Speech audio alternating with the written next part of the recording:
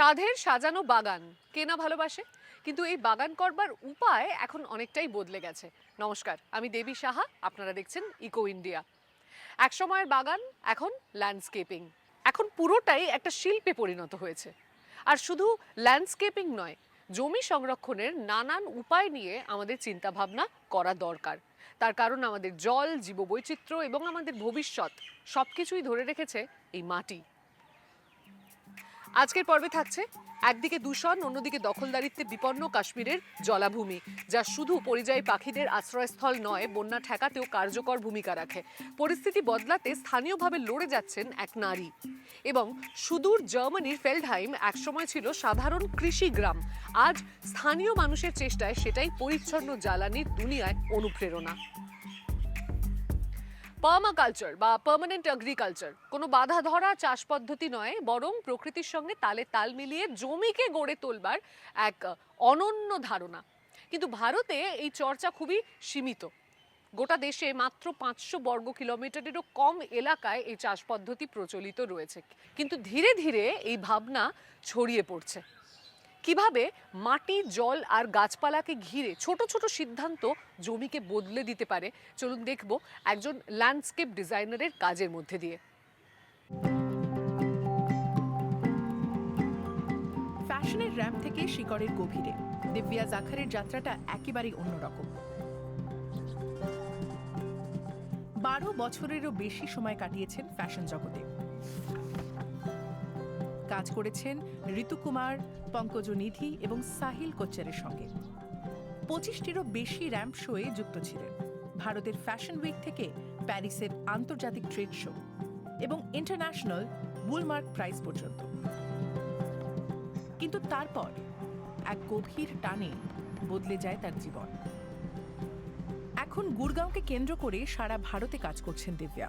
তৈরি করছেন জ্যান্ত ইকোসিস্টেম, যেখানে প্রকৃতি শুধু বাঁচে না, সে পুনরুজ্জীবিত হয় আর নতুন জীবনের জন্ম দেয়। I work as a permaculture designer and an ecological landscaper. I wanted to do something that was closer to nature. When the pandemic started, everything stopped. তখন মনে হলো বাড়িতে আটকে আছি যখন, And it just came to my head that why not learn about how to grow food at home, because we were stuck at home. I saw an ad which said a master kitchen garden course by Edible Roots. মাটি আর বীজ নিয়ে কাজ করতে গিয়ে দিব্যা প্রকৃতির সঙ্গে নতুন সম্পর্ক তৈরি করেছেন, নতুন উদ্দেশ্য খুঁজে পেয়েছেন।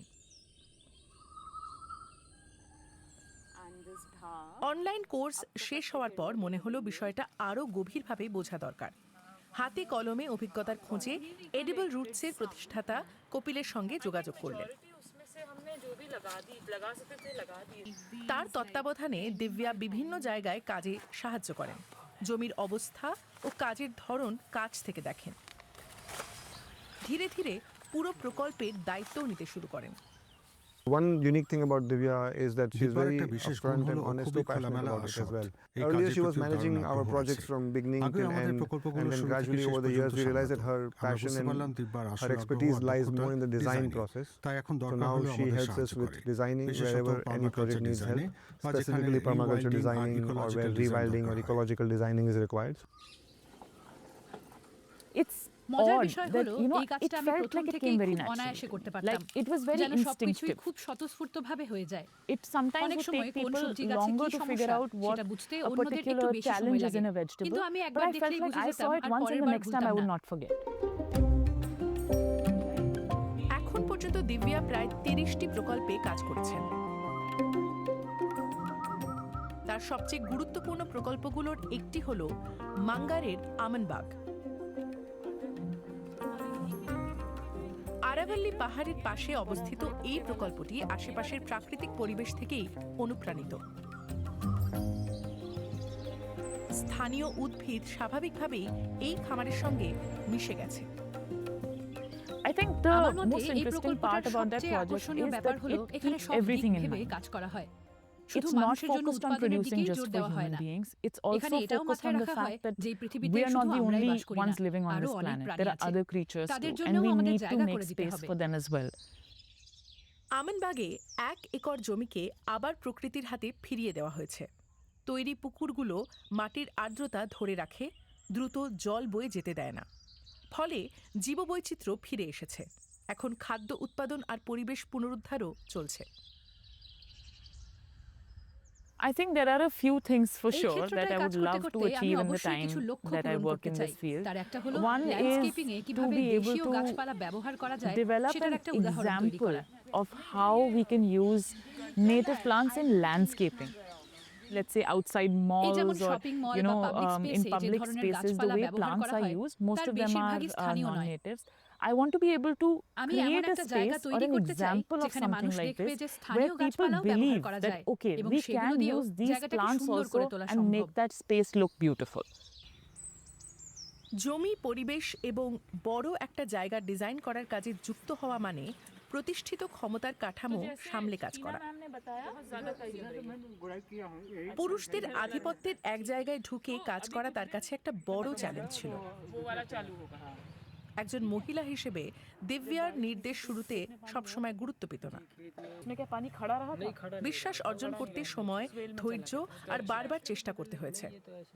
I think one of the things that happened quite একটা often at জিনিস farms প্রায় was হতো, that whenever we মালিদের মাটির asked উপর মালচ the দিতে বলতাম, gardeners to কিন্তু তাদের mulch, রাজি it করাতে took অনেক quite সময় some time লেগেছিল। to get them to শুরুতে তারা at নিশ্চিত least ছিলেন try না। it once. দু একটা And মৌসুম once যখন they পার did, হলো তারা নিজেরাই they were বলতে not শুরু so করলেন, sure in the আচ্ছা beginning, এটা তো বেশ but কাজের after a জিনিস, couple of কারণ seasons এতে they were গাছে like, জল okay, দেওয়ার this প্রয়োজন makes a অনেকটাই lot of কমে যায়। sense because it reduces the amount they have to water.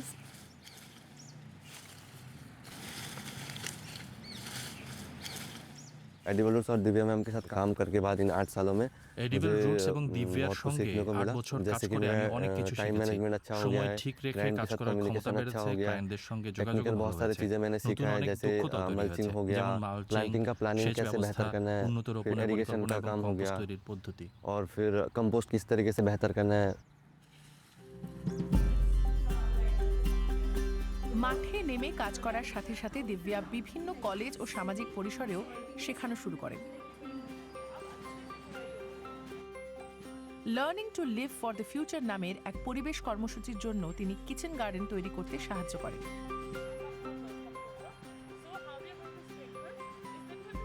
আর এই খাদ্য উৎপাদনের চর্চা ছড়িয়ে দেন বিভিন্ন কমিউনিটি স্পেস ও স্কুলে। So the permaculture permaculture project প্রকল্পটি served as আসলে a শ্রেণীকক্ষের চার classroom দেয়ালের বাইরে outside the আরেকটা ক্লাসরুম হয়ে walls. উঠেছিল। As we এটা progressed, চালু হওয়ার পর we আমরা লক্ষ্য found করলাম that যে students শিক্ষার্থীরা ক্লাসে who চুপচাপ were থাকতো, quiet in the class, তারা মাঠে এসে they বেশ started সক্রিয় হয়েছে। working actively in ব্যাপারটার the সাথে field. যুক্ত They হয়ে were নানা more প্রশ্ন করছে, involved and they যেমন started kind of কোন asking মরশুমে কোন গাছ questions, লাগানো উচিত, what plants বিশেষ are to করে be grown in which যারা season. সাধারণত That ক্লাসে খুব helped them to চুপচাপ থাকতো, grow এটা and do তাদের well in বিকাশের জন্য academics ভালো also, এবং especially those who পড়াশোনাতেও were উন্নতি দেখা generally গেছে। quiet in the class. এই পরিবর্তনে দিব্যা ছিলেন অটল। নিজের সিদ্ধান্ত নিয়ে কোনো দ্বিধা ছিল না তার। একমাত্র চিন্তা ছিল কিভাবে নিজের জীবন চালাবেন। জীবনে অর্থের প্রয়োজন, সবকিছুই একে অপরের সঙ্গে যুক্ত। একটা নিরাপদ পেশা ছেড়ে দেওয়া মানে অনিশ্চয়তা এবং আর্থিক নির্ভরশীলতা। তখন তার কোনো আর্থিক সঞ্চয়ও ছিল না। তবু পরিবর্তনের সেই শুরুতে পরিবার যেভাবে পাশে ছিল সেটা ভাবলে একই সঙ্গে কৃতজ্ঞ আর গর্বিত বোধ করেন তিনি। जो हैं वो ज़्यादा फैमिली মূলত मेंबर्स আমাদের की আত্মীয় तरफ से স্বজনরা সংশয় क्योंकि हम প্রকাশ लोग করেছিলেন। মা বাবা पेरेंट्स तो হিসেবে सपोर्ट আমরা करते हैं সবসময় बट তাকে फैमिली সমর্থন मेंबर्स করেছি এবং हैं और করছিও। सोसाइटी কিন্তু में দূর সম্পর্কের আত্মীয়রা कई বা बार लोग সমাজের सोचते हैं ना कि অনেকেই यार এই ये কাজটা নিয়ে क्या প্রশ্ন তোলেন, काम कर জিজ্ঞাসা रही করেন দীপা और আসলে इनफैक्ट কি করছে, permaculture কারণ कोई इतना পার্মাকালচার जल्दी বিষয়টা से মানুষ समझ भी সহজে नहीं पाता। বুঝতে পারে না।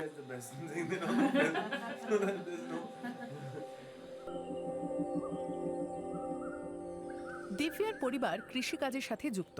তার দাদু অনেকদিন ধরেই গ্রাম ছাড়তে চেয়েছিলেন, কৃষিকাজকে কঠিন আর অনিশ্চিত মনে করতেন বলে। দিব্যার বাবারও একই ধারণা ছিল। তিনি এখন নিজের আন্তর্জাতিক ট্রেডিং ব্যবসা চালান। এর আগে বিভিন্ন বৈশ্বিক কোম্পানিতে সিইও হিসেবে কাজ করেছেন। কিন্তু দিব্যা জমির সঙ্গে গভীরভাবে কাজ শুরু করার পর চাষাবাদ নিয়ে তার দৃষ্টিভঙ্গিও বদলাতে শুরু করে। मुझे बहुत अच्छा लगता है कि she is very happy doing what she is doing. আর সবচেয়ে বড় And কথা এই কাজটা যেন আমাদের adds আবার to সেই it is that শিকড়ের we কাছেই are ফিরিয়ে doing নিয়ে যাচ্ছে, something which is আমাদের taking উৎসের us কাছে। back to where we came from.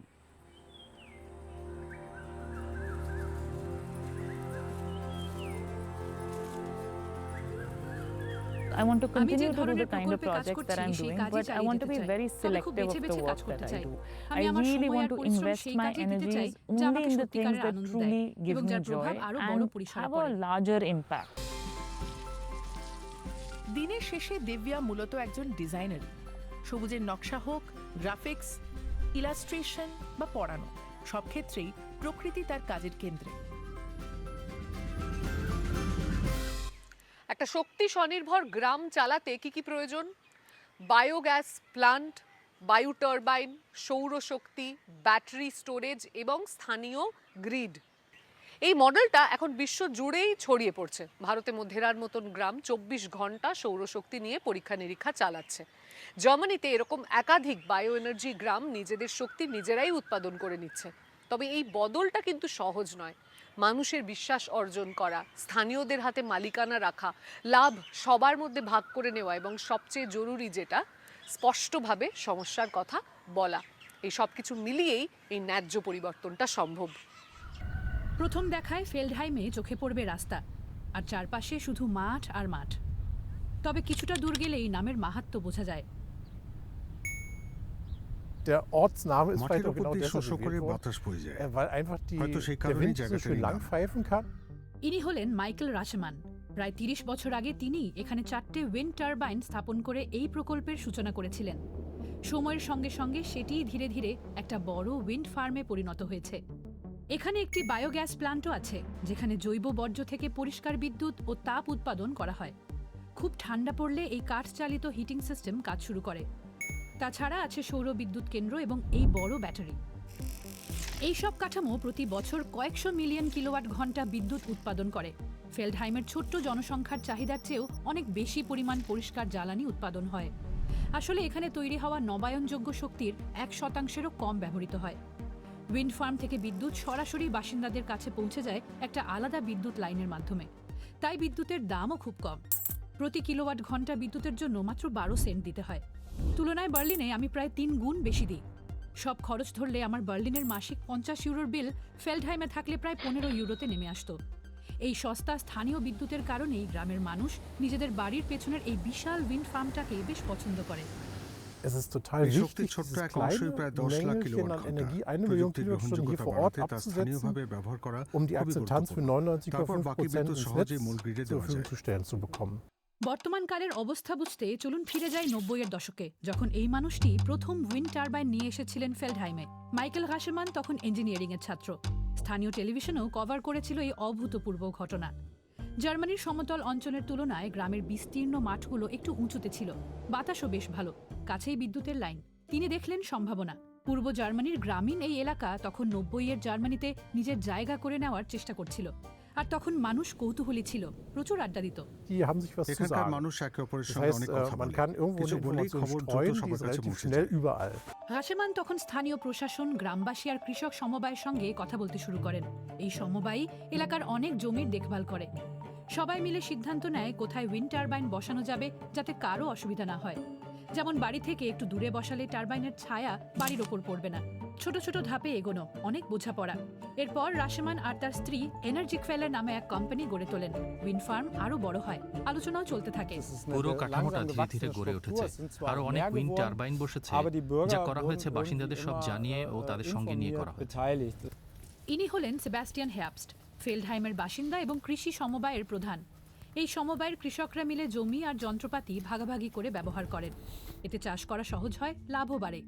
এখন এই সমবায় নবায়নযোগ্য জ্বালানির কাজেও যুক্ত। কারণ 2000 সালের শুরুর দিকে যখন ফার্মটা বিস্তৃত হচ্ছিল, তখন কৃষকরা বেশ কঠিন সময়ের মধ্য দিয়ে যাচ্ছিলেন। তাদের আয় অনিশ্চিত হয়ে পড়েছিল। ইউরোপীয় ইউনিয়ন অনেক কৃষিপণ্যের ন্যূনতম দাম কমিয়ে দিয়েছিল। খামারে এই পশুদের উষ্ণ রাখার জন্য যে তেল ব্যবহার করা হতো সেটাও খুব দামি ছিল। তখন তারা ভাবলেন একটা নতুন পথ খুঁজতে হবে।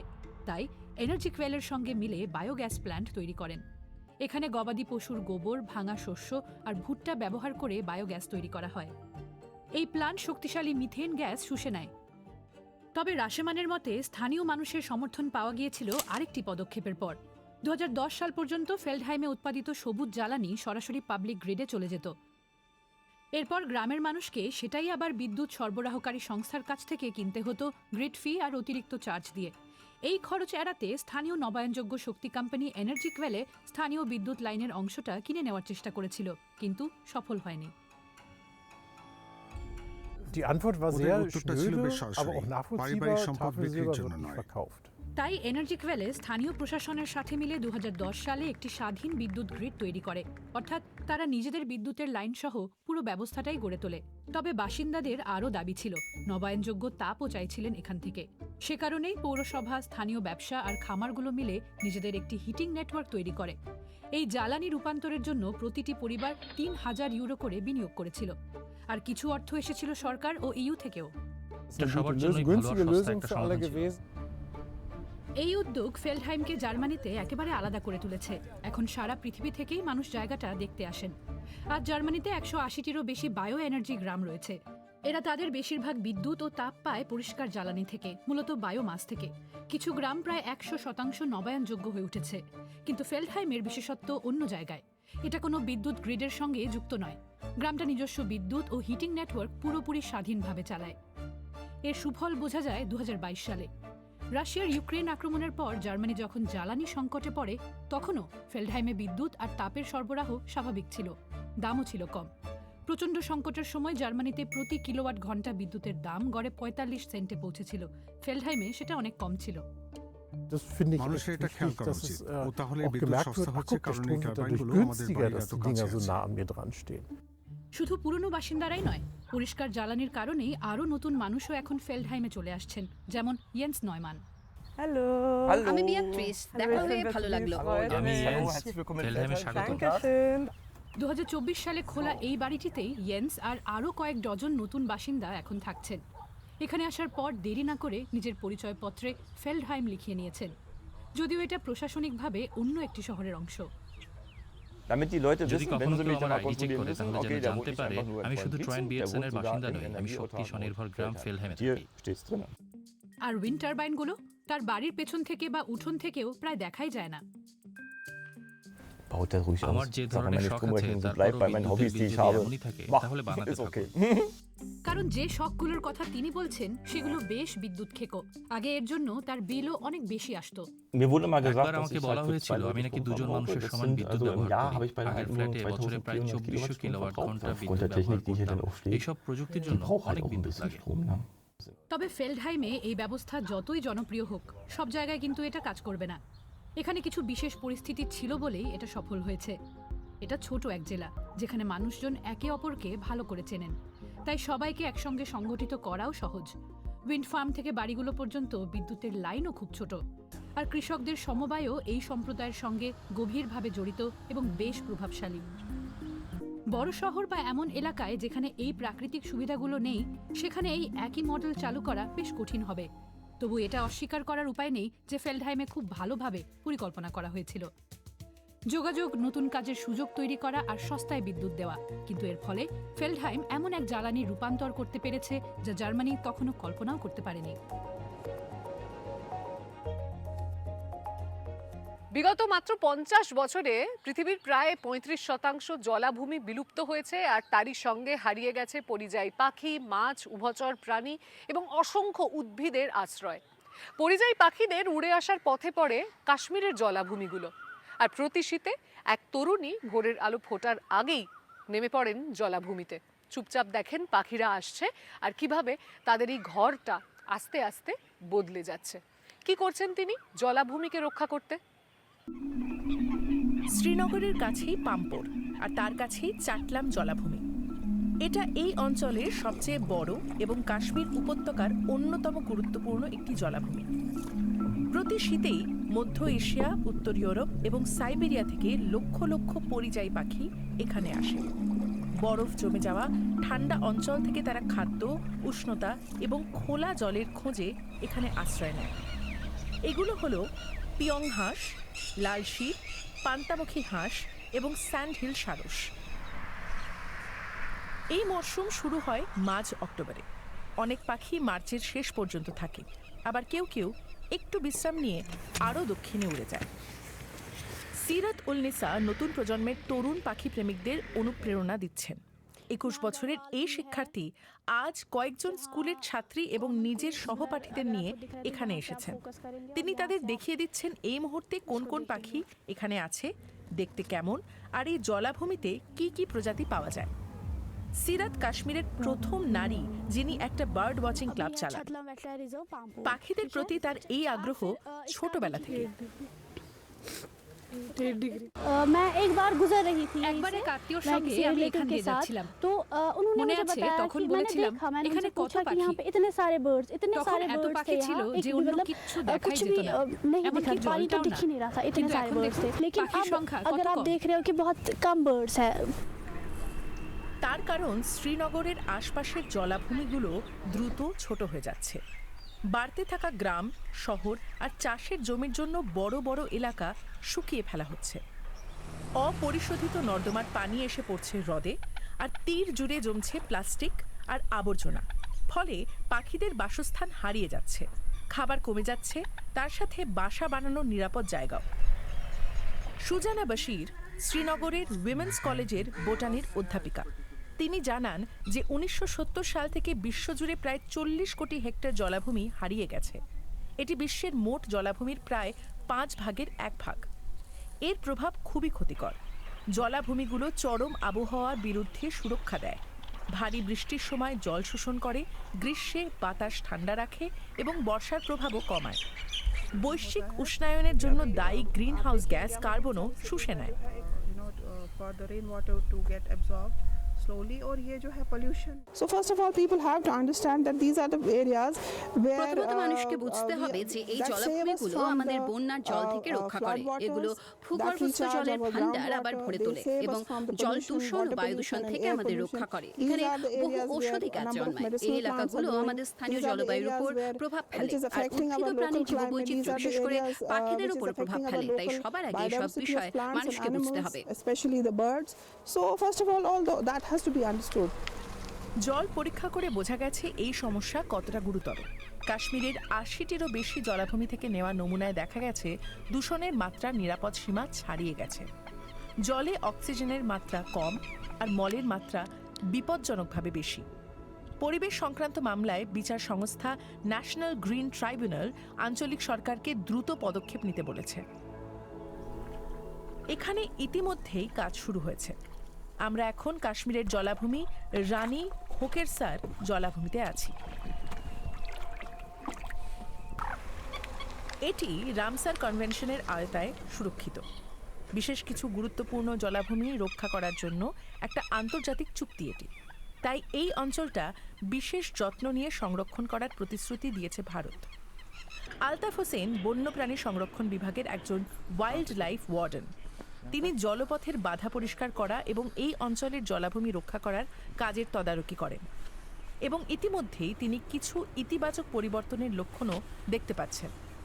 When we talk about the bird species arriving here, be it migratory or the native birds, we have made a proper checklist of all the birds that we find in the wetlands of the Kashmir. There's a proper checklist of these birds, and the bird watchers who are who basically who have basically expertise in the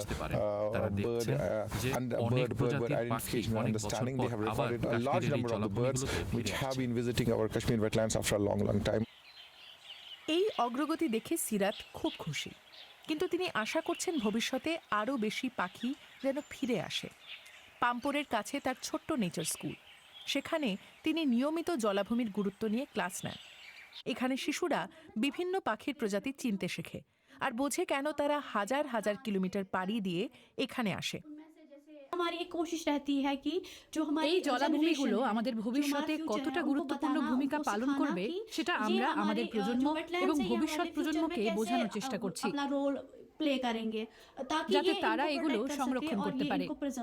অতীতে যা হওয়ার তা হয়ে গেছে, মানুষ যাই করে থাকুক না কেন, এখন আমাদের শেখাতে হবে কিভাবে আমরা এগোবো আর কিভাবে এই জলাভূমিগুলো রক্ষা ও সংরক্ষণ করব।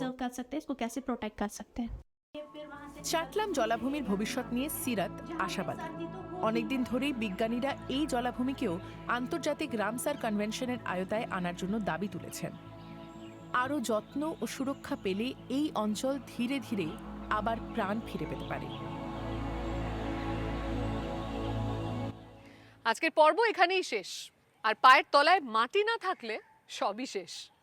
আমাদের জমি আমরা কিভাবে ব্যবহার করছি, কিভাবে গড়ে তুলছি, তার উপরে নির্ভর করছে আমাদের জীবিকা, পরিবেশ এবং আমাদের সবার ভবিষ্যৎ। আপনার আশেপাশেও যদি এমন কোনো উদ্যোগ চোখে পড়ে তবে তা আমাদেরকে জানাতে ভুলবেন না। ইনস্টাগ্রামে DW এনভায়রনমেন্ট ফলো করতে ভুলবেন না, আর আগামী সপ্তাহে ইকো ইন্ডিয়ার নতুন পর্বে আমাদের সঙ্গে থাকতে ভুলবেন না এমনই সব প্রতিবেদনের জন্য। ততদিন ভালো থাকবেন, সুস্থ থাকবেন। নমস্কার।